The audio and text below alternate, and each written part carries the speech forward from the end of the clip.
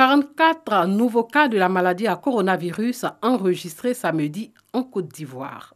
À la date du 16 mai, la Côte d'Ivoire compte donc 2061 cas confirmés, dont 987 personnes guéries, 25 décès et 1049 cas actifs.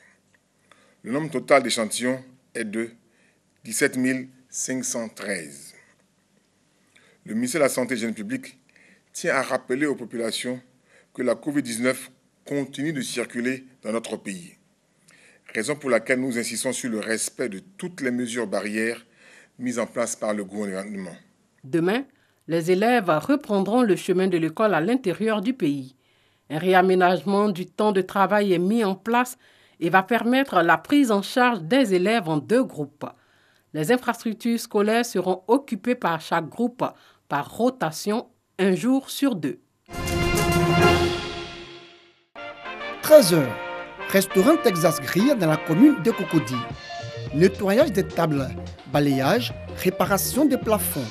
Le toilettage s'impose pour la réouverture des restaurants et maquis annoncés jeudi par le Conseil national de sécurité. Ornella Anato, manager général, supervise les travaux. On a subi de petits dégâts lors des récentes pluies. Donc il y a une équipe, nous avons fait appel à une équipe pour venir réparer tout ce qui est petits dégâts afin que lorsque nous allons réouvrir, tout soit prêt. On a retiré quelques tables de sorte à pouvoir respecter les mesures de l'État, c'est-à-dire avoir au moins les 1 mètre entre chaque table. Pendant que les uns s'activent pour que tout soit propre, là-haut, les autres reçoivent les commandes à la salle VIP pour les plats emportés. Les steaks sont déjà sur les grilles pour le bonheur des clients. Autre destination, restaurant Férouz, en zone 4, dans la commune de Marcory. Mohamed Chour et son équipe font le point après 2 mois de fermeture. Au niveau du personnel, M. Yao qui s'en occupe et chef Youssef qui s'occupe aujourd'hui de la cuisine. Après la réunion, rendez-vous sur l'esplanade du restaurant où des techniciens tentent de lui redonner fière allure. Nous avons fait un programme qui avoisine à peu près 10 jours, en commençant d'abord par la réparation de tout ce qui est dégâts et ensuite nous allons passer à l'étape des entretiens et tout. L'étape la plus difficile, c'est celle qu'on est en train de faire actuellement. Ça n'a pas été facile du tout et la reprise encore n'est pas facile. Mohamed Chour envisage réorganiser son service malgré les défis auxquels il devra faire face. Nous avons une accumulation de factures d'électricité, ils font à peu près 13 millions. Il ne faut pas oublier aussi qu'on a d'autres dépenses qui se sont ajoutées, comme toutes ces mesures. Pour un restaurant qui n'avait jamais fait ces calculs-là, ça s'ajoute à nous. Malheureusement, ça va nous coûter des charges en plus, mais nous sommes obligés de le faire.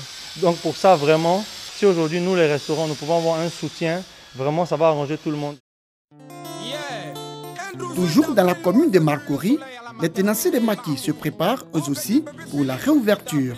Chez Thomas, au quartier Petit Marché, l'heure est également au ménage.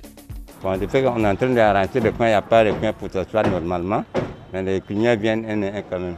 J'espère que d'ici lundi, tout sera passé. Un peu plus loin, dans la zone de l'INGS, Marcelin Adou reçoit ses premiers clients à condition que ces derniers respectent les mesures barrières. Il n'y a pas beaucoup d'hommes, comme c'est le premier jour, on ne sent pas trop. Peut-être demain, après-demain, on aura plus de clients. J'hésite beaucoup le cash et puis le lavage des mains. Quant aux clients, ils sont heureux de retrouver les maquis. Ça fait presque 2 mois depuis l'avènement du corona. Vraiment, on arrive à partager une bière, mais grâce au gouvernement aujourd'hui, on arrive au moins à boire quelque chose. C'est bon. Après l'annonce de la réouverture des restaurants et maquis, les choses ralentissent pour clients et propriétaires, même si tous veulent vaincre moralement la maladie à coronavirus.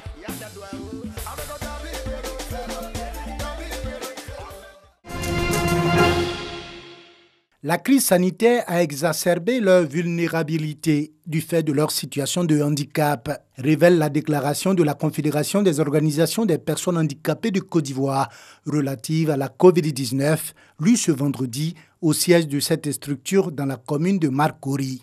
Déclaration dans laquelle il plaide pour l'institution d'un fonds de soutien aux personnes en situation de handicap.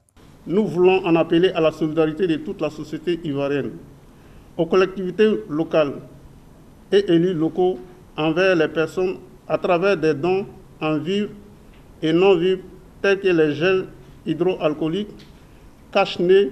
Au gouvernement, nous souhaitons la mise en place d'un fonds de soutien aux personnes en situation de handicap. La Confédération des organisations des personnes handicapées de Côte d'Ivoire invite par ailleurs les populations, notamment tous ses membres, à respecter les mesures barrières arrêtées par les autorités dans le cadre de la lutte contre la pandémie à coronavirus. La maladie à coronavirus ne doit pas faire oublier le besoin en sang dans nos hôpitaux. Ce sont en substance les propos des responsables de l'association des jeunes cadres ivoiriens dénommés Les Avertis, initiateurs de cette opération de don de sang. On se rend compte que tous les regards sont fixés sur cette crise alors qu'il y a plusieurs patients qui souffrent atrocement par manque de sang. Alors en faisant ce don, c'est les femmes enceintes qui sont en instant de couche, c'est les personnes à dialyser, c'est les personnes de la radiothérapie, c'est les personnes des urgences, c'est plusieurs personnes qui seront sauvées. 100, c'est le nombre de poches de sang que les Avertis entendent collecter en cette seule journée du samedi 16 mai 2020. Leur appel à renforcer les capacités du CNTS, le Centre national de transfusion sanguine, a été bien entendu. Il était vital pour nous de pouvoir donner un coup de pouce à la population parce que l'anémie, c'est une maladie très grave qui tue. Et voilà pourquoi on s'est mobilisés tous ce matin pour pouvoir donner un coup de pouce à la population. L'éclatement de la crise sanitaire due au coronavirus a accentué la pénurie de sang dans nos hôpitaux, selon les responsables du CNTS. C'est pourquoi ils appellent les bonnes volontés à emboîter le pas aux donateurs du jour. Nous lançons un appel à la sensibilisation de tous les organismes, toutes les structures privées qui veulent bien venir donner leur sang. Nous sommes ouverts tous les jours, du lundi au samedi. Nous sommes ouverts pour que vraiment on puisse ensemble pallier à cette pénurie de sang. C'est en 2016 que l'association Les Avertis a été créée. Elle est une association à la fois sociale et politique qui regroupe des jeunes cadres de différents secteurs d'activité. Notons que cette opération de don de sang se fait simultanément dans les CHU de Cocody et de Boaké. Plus de 5 millions d'électeurs béninois convoqués ce dimanche aux urnes pour les élections communales. Les conseillers municipaux de 77 communes seront élus. 5 partis politiques sont en course pour ces élections communales. 4 formations pro-talons et un seul parti d'opposition, la FCBE. L'USL de Sébastien Ajavon et Restaurer l'espoir de Candide Azanaï sont absents. Les 5 partis en compétition présentent des listes dans 546 arrondissements. Pour prétendre à l'attribution des sièges, ils devront réaliser un score de 10% au niveau national. La réforme électorale a privilégié l'ancrage national et impose désormais le parrainage à tous les candidats à l'élection présidentielle de 2021, ce qui se joue déjà à l'occasion de ces communales. Pour présenter un candidat en 2021 à la présidentielle, l'opposition qui n'a aucun député au Parlement devra gagner au moins 16 communes pour garantir les 16 parrainages requis. 12 000 membres des forces de sécurité sont déployés dans tout le Bénin.